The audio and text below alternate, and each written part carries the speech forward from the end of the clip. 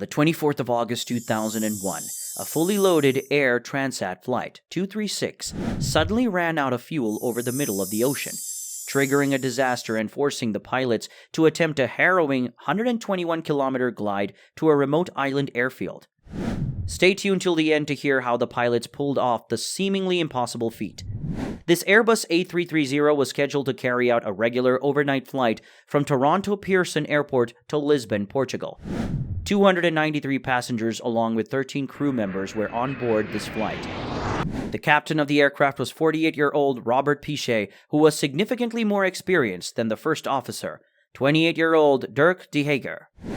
But just 1 week prior to this, maintenance was conducted on this Airbus A330 after metal chips were found in the right engine's oil. The engine was replaced with a spare one loaned by Rolls-Royce. During the replacement, technicians encountered difficulties fitting the hydraulic pump from the old engine onto the new one due to different configurations. The Air Transat Maintenance Control Center instructed to replace the fuel lines with post-service bulletin versions. The technicians did so, but missed the step of replacing the hydraulic tube that connected to the pump. Following successful tests and inspections, the aircraft was deemed fit for service, and the technicians concluded their work. A week later, after topping up the plane's two wing tanks for a total fuel load of 46.9 metric tons, 5.5 tons more than required for the journey, Piché and de Jager performed an uneventful takeoff from Toronto.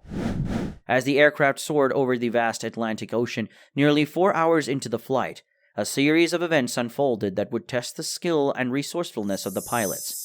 Days earlier, hydraulic fluid had entered the line to the rear hydraulic pump, causing it to contact the adjacent fuel line. The engine's vibrations gradually wore down the fuel line, resulting in cracks. While flying over the Atlantic, the fuel line broke, causing fuel to leak into the engine's nacelle. Initially, the leak was small, with fuel loss of approximately 10 kilograms per minute. During a routine fuel check, the pilots found the fuel quantity consistent with the flight plan, unaware of the leak. As the flight progressed, the crack widened and the fuel leak worsened, causing an increase in fuel loss from the right wing. However, due to the lack of sensors, the pilots were unaware of the issue. They noticed discrepancies in the quantity, temperature, and pressure of the engine oil system, but couldn't find a solution from maintenance. Unbeknownst to the pilots, the automated systems attempted to compensate for the leak by transferring fuel, further depleting the tanks. This went unnoticed until the fuel imbalance warning at 4:33. In an attempt to address the issue, the captain connected the wing tanks and shut off the right wing fuel pumps, unknowingly accelerating the fuel drain from both tanks.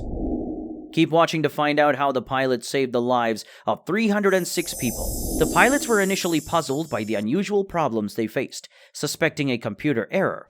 However, as they monitored the fuel system, they noticed a significant decrease in fuel quantity. Concerned about the decreasing fuel quantity, the pilots suspected a fuel leak and made adjustments. They decided to divert to Lajes Air Base due to low fuel, preparing the cabin for a possible ditching. As the fuel continued to deplete, the pilots made efforts to transfer fuel and sought confirmation of a leak from the cabin crew.